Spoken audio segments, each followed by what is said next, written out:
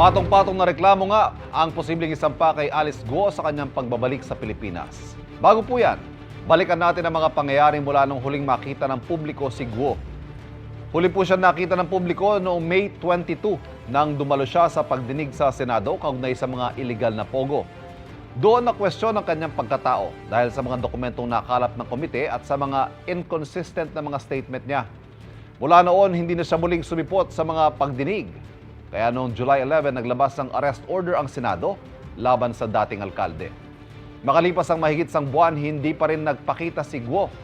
Napagalaman kalaunan na July 18 pa lang pala, wala na siya sa Pilipinas. Batay po yan sa mga dokumentong nakalap ni Senadora Risa Hontiveros na kanyang ibinunyag sa Senado noong August 19. Nasa Kuala Lumpur, Malaysia na raw si Guo noon at nanggaling sa Bali, Indonesia. Sa isang airport naman sa Malaysia, sunod na nakita si Guo noong July 21 bago ang kanyang biyahe papuntang Singapore. Noong August 18 naman, sinasabing bumalik ng Indonesia si Guo kasama ang sinasabing kapatid na si Sheila Guo at negosyanteng si Cassandra Leong.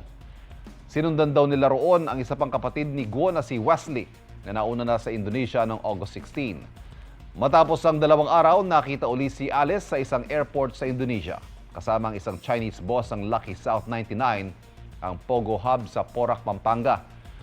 Noong araw ding yun, nahuli ng mga otoridad sina Sheila at Cassandra sa Batam, Indonesia.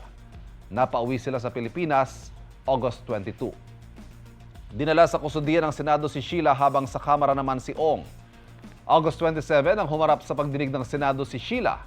Ikinuwento niya roon na nagpalipat-lipat sila sa 3 bangka para makaalis sa Pilipinas kasama si Alice at Wesley. Kinabukasan, kinwestiyon naman sa kamera si Ong tungkol sa kanyang kaugnayan sa Lucky South 99 at ang kanyang relasyon sa mga Guo. At kahapon nga, nahuli na si Alice Guo sa Indonesia. Sa ngayon po, nakipag-ugnayan na ang Pilipinas sa mga otoridad ng Indonesia para mapauwi na sa bansa si Guo.